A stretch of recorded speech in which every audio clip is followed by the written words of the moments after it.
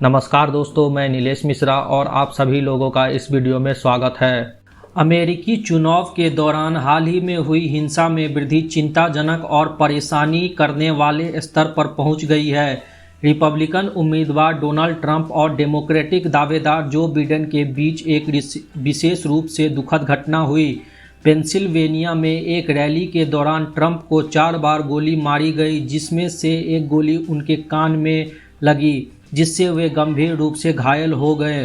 गोली चलाने वाले को तुरंत मार दिया गया, जिससे उपस्थित लोगों में अफरा तफरी मच गई और वे और भी घायल हो गए। पहले से ही विवादास्पद अभियान के बीच यह हिंसक घटना चुनाव के आसपास के खतरनाक माहौल को उजागर करती है। अपनी चोट के बावजूद ट्रंप दृढ़ रहे और लोकतांत्रिक प्रक्रियाओं पर इस तरह की हिंसा की गंभीरता और प्रभाव पर जोर देते हुए अपना अभियान जारी रखा। भारतीय प्रधानमंत्री नरेंद्र मोदी सहित प्रमुख हस्तियों ने इस घटना की निंदा की।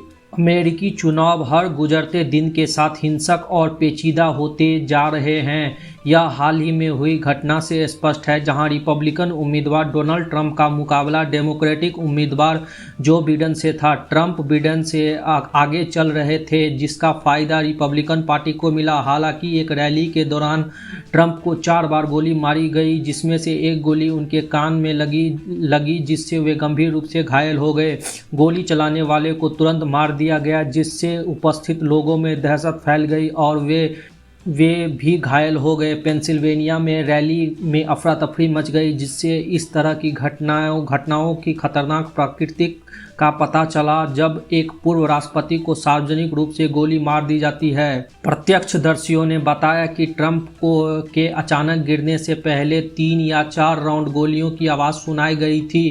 गिरने और घायल होने के बावजूद ट्रंप खड़े हो गए और बाद में अपने ट्विटर हैंडल पर एक फ़ोटो पोस्ट की, जिसमें उन्होंने कहा कि वे अमेरिका के लिए लड़ना कभी बंद नहीं करेंगे। यह घटना एक महत्वपूर्ण झटका होने के साथ साथ जनता की सहानुभूति प्राप्त करने के लिए फ़ायदेमंद भी रही। घटना की तस्वीरों का व्यापक प्रसार हमले की गंभीरता को उजागर करता है। इस तरह की हिंसा की निंदा करना महत्वपूर्ण है, खासकर चुनाव के दौरान, और जिम्मेदार लोगों के खिलाफ सख्त कार्रवाई की जानी चाहिए।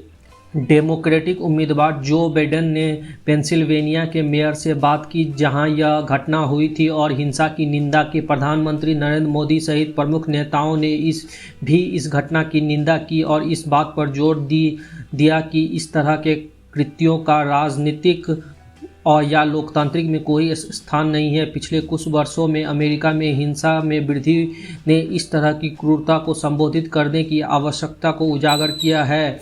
खासकर चुनाव के दौरान हिंसा पर स्वस्थ आलोचना और बहस को प्राथमिकता दी जानी चाहिए, जैसे कि चल रहे अभियान बहसों में देखा गया है। घटना के बाद एलन मस्क द्वारा ट्रंप का खुलकर समर्थन करना चुनाव में एक महत्वपूर्ण क्षण था। मस्क, जिन्होंने कभी किसी उम्मीदवार का खुलकर समर्थन नहीं किया था, ने गोलीबारी के 30 मिनट के भीतर ट्रंप के लिए अपना समर्थन घोषित कर दिया।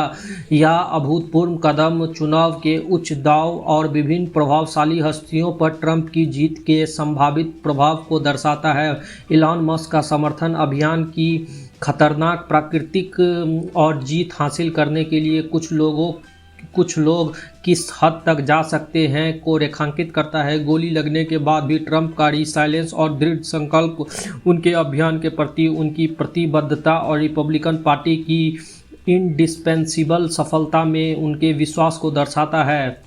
मैं आपसे जल्द ही मिलूंगा दूसरे वीडियो में। तब तक आप सभी का बहुत बहुत धन्यवाद। मुझे आशा है कि यह वीडियो मनोरंजक था। इसके अतिरिक्त यदि आपको यह आनंददायक लगे तो इसे अपने दोस्तों के साथ साझा करना ना भूलें। अगले वीडियो में हम मिलेंगे। टिल देन, जय हिंद, जय भारत।